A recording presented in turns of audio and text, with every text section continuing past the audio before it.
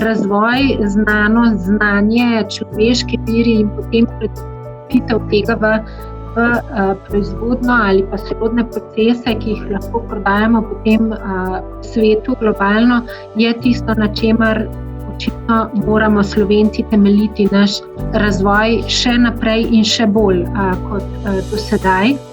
To mora biti v naših glavah genski zapis, da je potrebno skrbeti za učinkovit razvoj in sodelovanje med dvema svetovoma. To je svet znanosti, ki je različen od gospodarskega sveta, ne? Ampak tretji svet nastane bistveno močnejši, kadar ta dva postavi skupaj, ne? In dajmo se nekaj zavedati, mi smo nacionalno gledano, smo Slovenci, gospodarsko gledano smo pa Evropejci. Delujemo v Evropi, meja tukaj ne obstaja. Mi smo vedno rekli, ko smo se pogovarjali z Nemci, naša cena je toliko, kako vi ste pa iz Slovenije. Lejte, to, kar mi delamo enako dobro kot katerakoli nemška firma ali pa evropska firma, zato vam je to lahko toliko vredno in nam to plačajo. Velikokrat sem imel občutek, da smo v Sloveniji govorili o tem, da so ljudje pri nas izobraženi, vendar potem takšni diplomanti delujejo v restauracijah s hitro prehrano. Če pogledate podatke, temu pravzaprav ni toliko tako. Problem je na horizontalni ravni, da ljudje, ki imajo visoko izobrazbo, ne delujejo tam, kjer so bili šolani.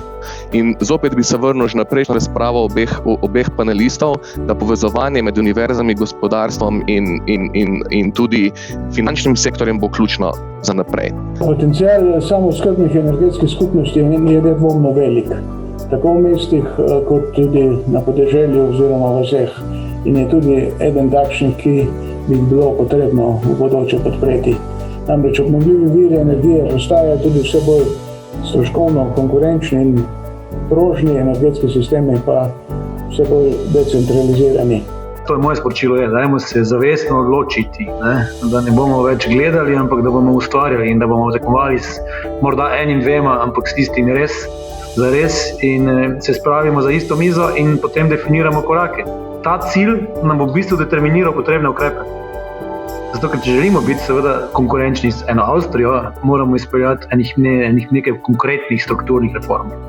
Banke smo tisti, ki moramo, oziroma smo dolžni to odgovorno preoblikovanje tako politike tveganj, kot seveda drugih finančnih inštrumentov, ki bodo temu sledili, omogočiti in prepričan sem, da bo naše delovanje v prihodnosti pokazalo, da znamo biti družbeno odgovorni, da lahko slovenskemu gospodarstvu pa tudi znanosti pomagamo, da pridemo in se ponovno pozicioniramo v Evropi po transformaciji na tisto mesto, ki nam po pameti, znanju in seveda sposobnostih tudi gre.